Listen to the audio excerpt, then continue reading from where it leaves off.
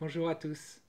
Je suis très heureux de vous retrouver aujourd'hui pour une nouvelle vidéo qui concerne les outils que vous retrouverez dans la playlist du même nom. On va parler aujourd'hui de la perceuse visseuse GSR 12 volts 15 FC. J'ai pas de partenariat avec Bosch. J'ai acheté ça avec mes propres deniers il y a plus d'un an. Mais je souhaitais partager avec vous son utilisation parce que honnêtement c'est vraiment une bonne machine. Qu'est-ce que c'est? C'est une perceuse visseuse, donc comme son nom l'indique, elle est faite pour percer et pour visser. Elle est vendue avec la perceuse visseuse et différents embouts. L'embout ici, cet embout-là, qui est fait pour, qui est un mandrin pour les forêts, et trois embouts pour les embouts de vissage hexagonaux. Pour quelle application l'utilise-t-on? Alors ça va être surtout pour de l'ameublement, des petits travaux. Vous doutez bien qu'avec une perceuse visseuse de 12 volts, on ne va pas pouvoir faire des gros travaux, percer dans des murs, dans du béton, etc. Vous en doutez bien. Mais voilà, son utilisation, elle est faite pour percer des petits trous, faire des pré-perçages, perçage dans du mélaminé, du bois tendre, du bois dur, avec des vis de faible diamètre. Faut en avoir conscience. C'est pas pour du gros œuvre. Côté technique, cette perceuse visseuse, elle a un couple de 30 Nm maximum. Évidemment, ce couple est réglable suivant 20 positions. La première jusqu'à la 20e. Et vous allez aussi avoir la position perçage. Ensuite, au niveau de la vitesse, elle va de 400 tours à 1300 tours minute. Et on peut la faire varier également avec ce bouton-là, position 1 pour une vitesse faible, position 2 pour une vitesse de 1300 tours.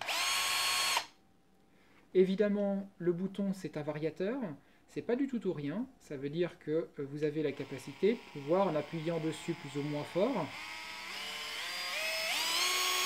voilà, faire augmenter la vitesse de rotation. Côté perçage, elle a un mandrin de 10 mm. Elle permet de percer avec des forêts de diamètre de 19 mm dans le bois et de 10 mm dans l'acier. En termes de poids, on est sur une perceuse visseuse sans batterie autour des 600 grammes, 650 grammes. Avec la batterie, on est autour des 800. Et dès qu'on met les embouts, considérez qu'on est autour des 1 kg, 1 kg 100.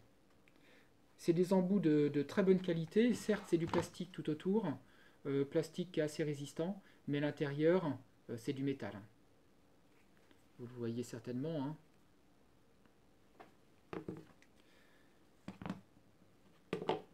Et à l'intérieur, ici aussi. En ce qui me concerne, j'utilise depuis plus d'un an, peut-être même deux. Elle est tombée à plusieurs reprises et elle est toujours en excellent état. Enfin, dernier détail, mais pas le moindre, en tout cas en ce qui concerne un bricoleur amateur, c'est son niveau sonore. Celui-ci, il est à 79 décibels. On n'a pas besoin de casque pour pouvoir l'utiliser et honnêtement, c'est un confort. On voit aussi une LED ici qui s'allume quand on commence à l'utiliser et des LED pour indiquer le niveau de batterie. Dernière chose, donc comme je l'ai dit tout à l'heure, c'est une perceuse visseuse de 12 volts qui utilise des batteries. Alors celle-ci, typiquement, c'est une batterie de 12 volts 2 ampères, une batterie de faible capacité, mais qui, en ce qui me concerne, est largement suffisante pour l'usage que j'en fais.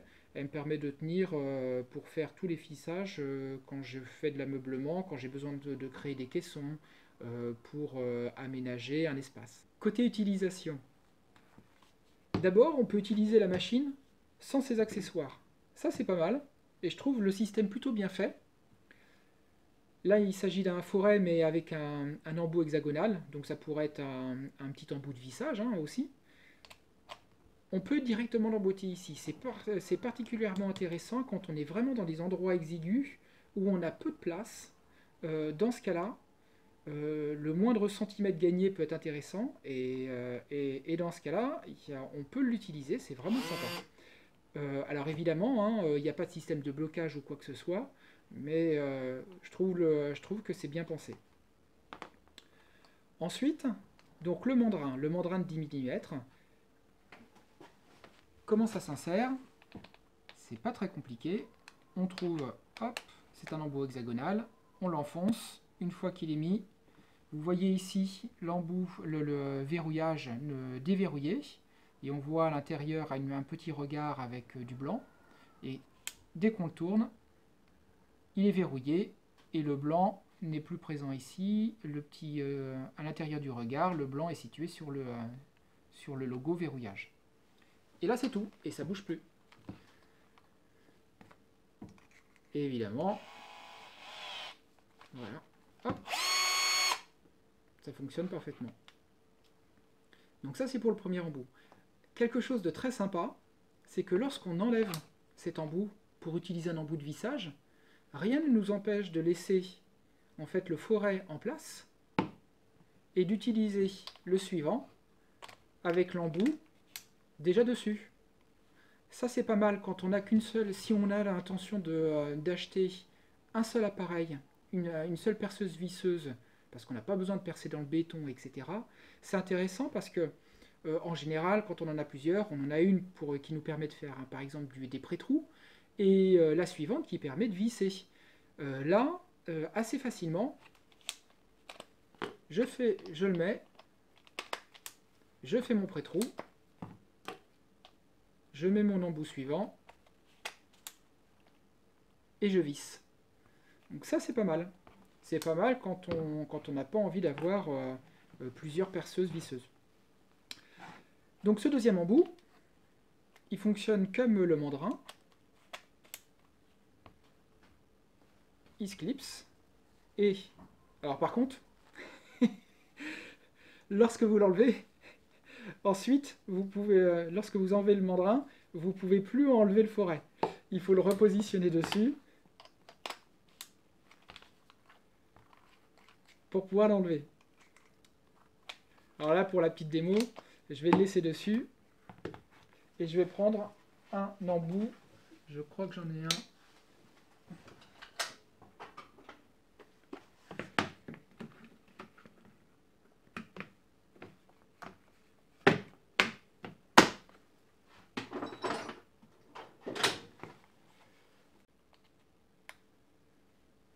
Vous voyez là, donc là ça passe, c'est vraiment tout petit.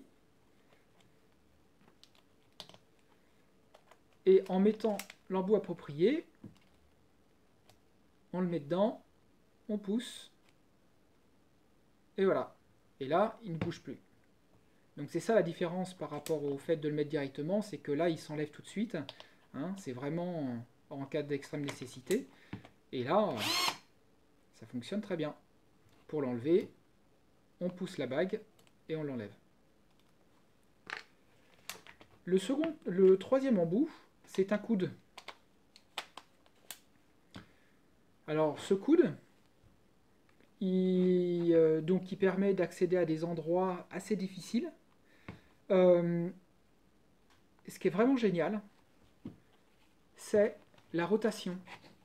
Vous allez me dire, ah bah oui, mais si on veut garder la visseuse comme ça veut dire qu'on peut visser que par le haut. Non, pas du tout.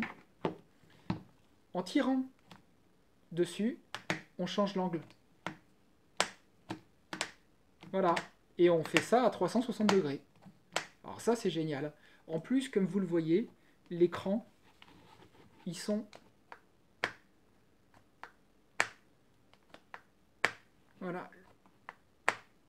L'angle de changement de cran est assez faible, donc on peut vraiment ajuster comme on l'entend l'orientation du coude. Derrière, ça nous permet de remettre un embout. Là encore, attention, l'embout, il ne tient pas. Hein. Si on veut qu'il tienne, et c'est ça qui est aussi génial, c'est la capacité de pouvoir les adapter les uns sur les autres. Il est bloqué, je mets mon embout, et voilà. Quand on est à l'intérieur des meubles, qu'on doit mettre des coulisses ou qu'on doit les enlever, ou vraiment des vis qui sont complètement au fond, ça c'est vraiment génial. En plus avec la petite lampe, euh, on y accède et on voit très très bien.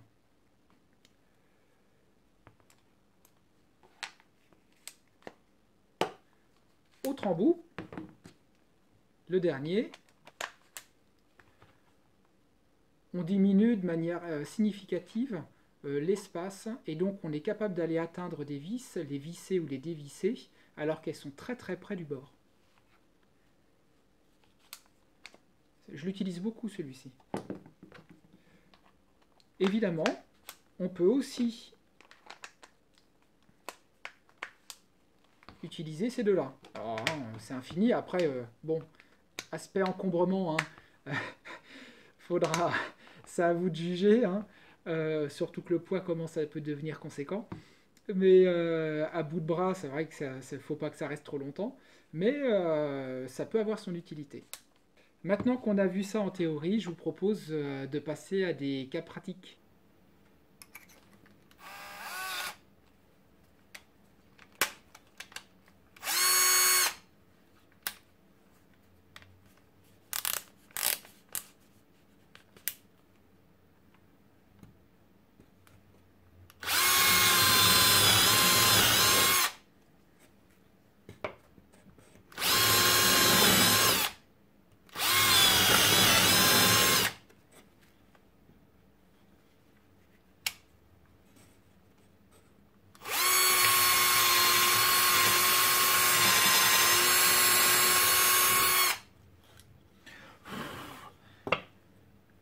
En faible vitesse et même en haute vitesse, dans les deux cadres, on perce parfaitement. On va même, avant, faire un petit exercice.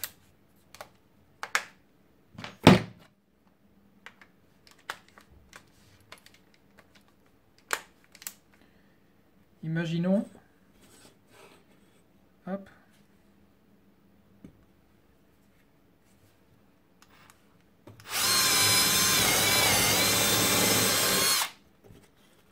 voilà, aucun problème.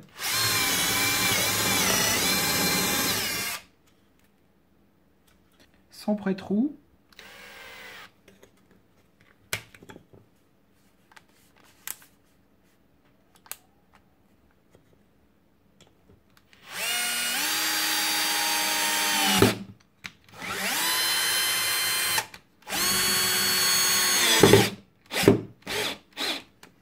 Vous voyez qu'on est capable de réaliser des assemblages en position 20, ça pose aucun problème.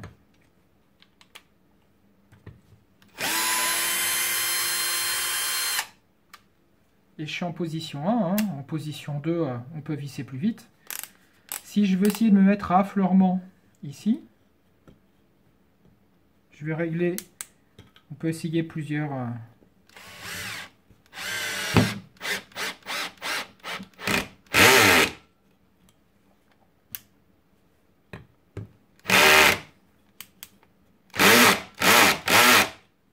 Et voilà, typiquement, là, si je me mets en position 10, je suis capable de visser à peu près à la même profondeur à chaque fois. Voilà. Je le reprends à un autre endroit.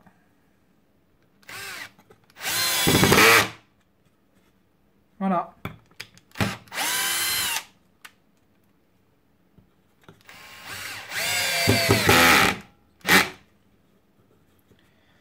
Donc systématiquement, si on est sur la bonne position, en fonction évidemment hein, des matériaux que vous utilisez, là la position 10 convient bien à du pin ou du sapin, on est capable de systématiquement visser à effleurement. Si on prend du mélaminé, même sans l'avoir prépercé, et qu'on visse dans ce bois, pareil c'est une chute de plancher.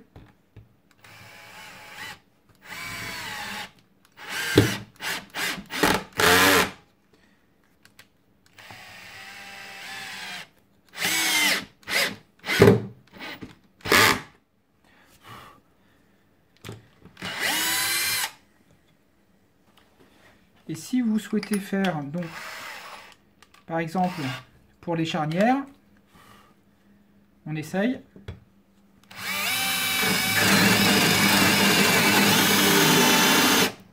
J'ai oublié de le mettre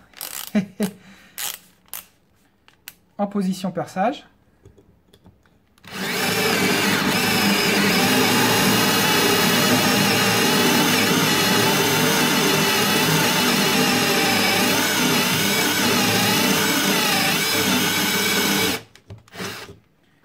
Voilà, ça fonctionne très bien.